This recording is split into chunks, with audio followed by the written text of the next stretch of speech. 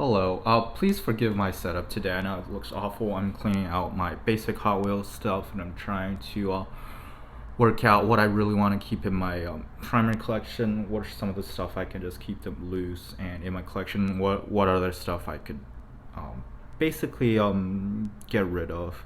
It's really messy today. I do hope to clean it up before the day is over. But today, I'm gonna look at some winged warriors, some aero cars, some classic American stock cars, some Daytona stuff, and specifically, I'm gonna start with this one. This is a Hot Wheels Plymouth Superbird, based on a Plymouth Roadrunner, and it's a really different looking car. It's really cool in my opinion.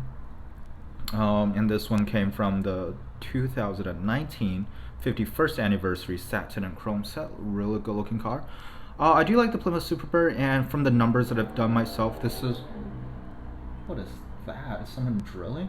From the numbers I did, this seemed to be a true 164, so that's pretty nice. And another recent release, which is the one I really love. This is the Union 76 Racing Livery Plymouth Superbird from Hot Wheels Car Culture Team Transport. This is the rarer one of the three. So there was the RWB Porsche 930, which is basically a real Porsche 964 in a 930 disguise. I mean, that was the one that RWB actually modified, but they just didn't bother with it. They just used the Hot Wheels that used the R30 RWB casting for it, which is fine. I don't really care that much. So this one is pretty cool. I definitely like this. The other one is 787B, which is awesome. One of the best. One of my favorite. Probably my favorite Hot Wheels castings I have. A little larger than 164, unfortunately, but still very great. And this one is really cool. But the predecessor to this is the Dodge Charger Daytona. As you would imagine, it's based on a Dodge Charger, and this is a Hot Wheels release. Hot Wheels used to have more of them. I don't think they're making this anymore, or at least not as much as they used to. It's a cool looking car, nevertheless. You can put it next to the Hot Wheels version. You can see in real life the Dodge Charger Daytona is supposed to be, come on, keep on spinning. The Dodge Charger Daytona in real life is slightly longer than the Plymouth Superbird, and the Plymouth Superbird here is, at least according to the numbers, the calculation I did, is true 164, at least in length, at the very least. The length is 164, so the the Dodge Charger Daytona is slightly shorter. But the one I'm really looking forward to today, and came very much at a surprise, is ERTL. So if you don't know, ERTL Collectibles, right now they're owned by Round 2. I'm pretty sure, at least according to everything I've seen. They used to be their own separate company. They got bought out by Racing Champions, and the Racing Champions got bought out by Round 2, which is, I think that's around how, that's basically how it went, but I'm not perfectly sure on the history of things. But ERTL right now mostly make like farming equipment, heavy machinery. They do a lot of John Deere stuff, I think. Don't quote me on that. I don't have any experience with that. It's not really my thing. I might get one or two for my girlfriend because heavy machinery is the stuff that she really loves. But this is their old stuff. So this came out. It's the ERTL Collectibles 1/64 scale, die-cast metal, limited edition. Doesn't really say how many it's limited to. Dodge Charger Daytona, and it says it has all the specifications on the back. It's pretty cool. And notice this is 2000. This is year 2000. So this is a 20-year-old model, and I really want you to keep that in mind, considering like the quality, which in my opinion is incredible. But before we get to that, I didn't realize they have not only a backing car, but also kind of like a display stand, which is pretty cool. It's useless for my purposes, but it's cool nevertheless. On the back, again, you see the standard equipment list again, which is pretty nice. Nice vintage looking Dodge Charger Daytona black and white photo right here. Really cool. Love it. But the car itself, like, oh my god. So it's got a metal body, plastic base. I'm not showing the base right now, and rubber tires, and it rolls a little bumpy, but I think more than anything else, the rubber just doesn't last long, and especially for a 20-year-old model with heat and stuff, it's gonna deform. I would assume this is what happened to it. There's a possibility that it might just have been bad when it was made too, but I wouldn't really know. The card says 164, which I did the numbers. I think it came out like around 1 to 2 millimeters short if the numbers I got from the internet are correct. But I don't really know about ERTL. Don't really know how to check them on that. I might have to get an M2 Machines one to compare it to, because M2 Machines generally, at least lengthwise, which is mostly what I use to compare scale. I think their lens is usually accurate enough at the very least, but I wouldn't really know. So you see, it's white. I'm gonna zoom in a little. Yeah, sorry about the setup again. It's got white, it's black, it says Daytona right here. Here it says Charger. Yeah, really, like, look at that detailed print. And you got the windshield wipers right here.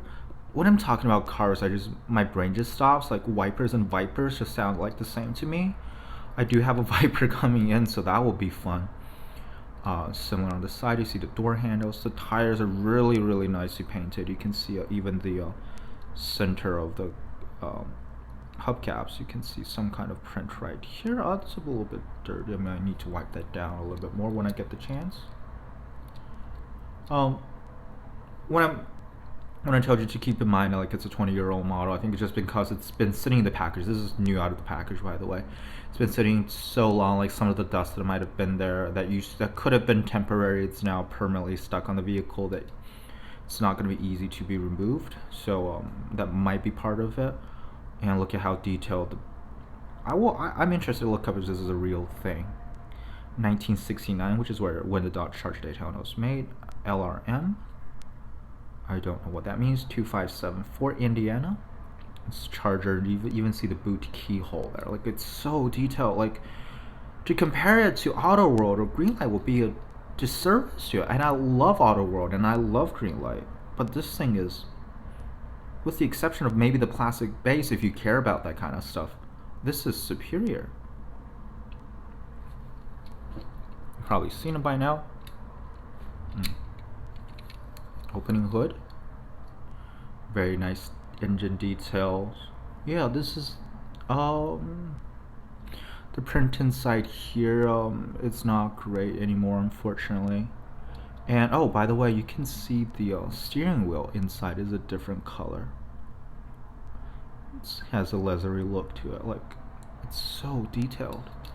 Again, this came out in 2000. The boot also opens, which was completely caught me by surprise. Spare tire in there. I can't tell if it's rubber. It's actually got rubber tires or plastic or metal tires. I don't really know. My finger can't really reach it to tell the difference.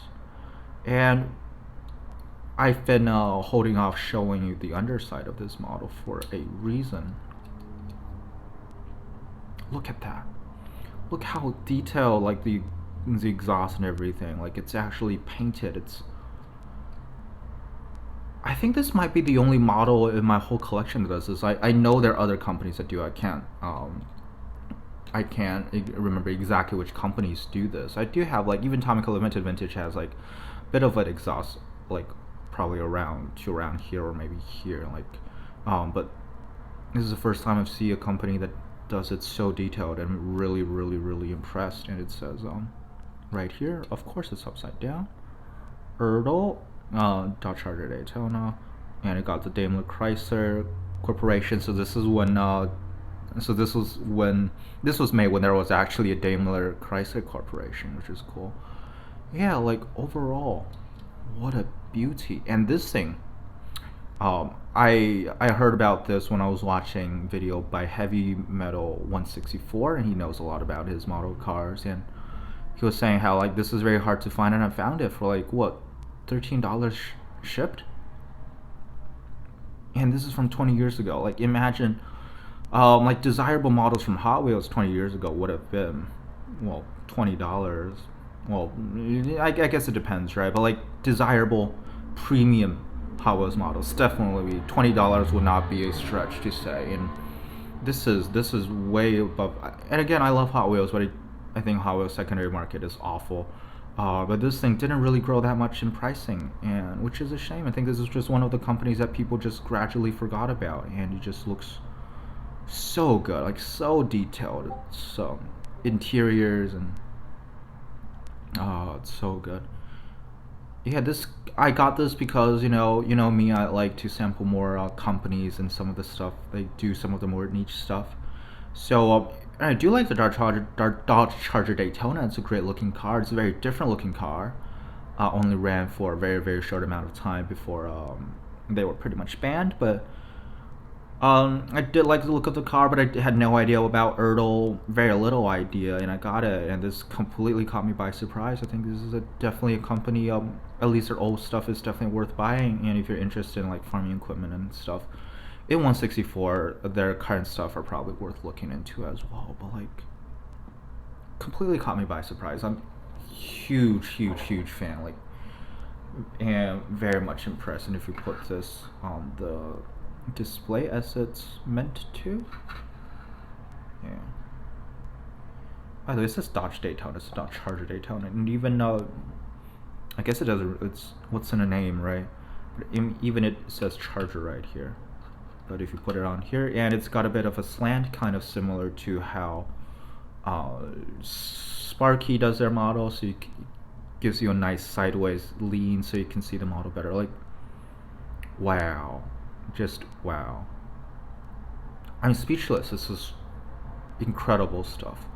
So that's all I have to say about the Dodge Charger Daytona from ERTL. Again, 2000 release, 20 years ago. Will look amazing even if it's made today, and probably better than a lot of its competition. Which is a shame that they don't really make this kind of stuff anymore, but the fact that they made it already, and the fact that it's still pretty accessible in the secondary market on eBay, it's pretty good. Yeah, speechless. I mean, the Hot Wheels version doesn't look bad either, just a bit small in comparison. Yeah, that's pretty much for today. Hope you enjoyed it.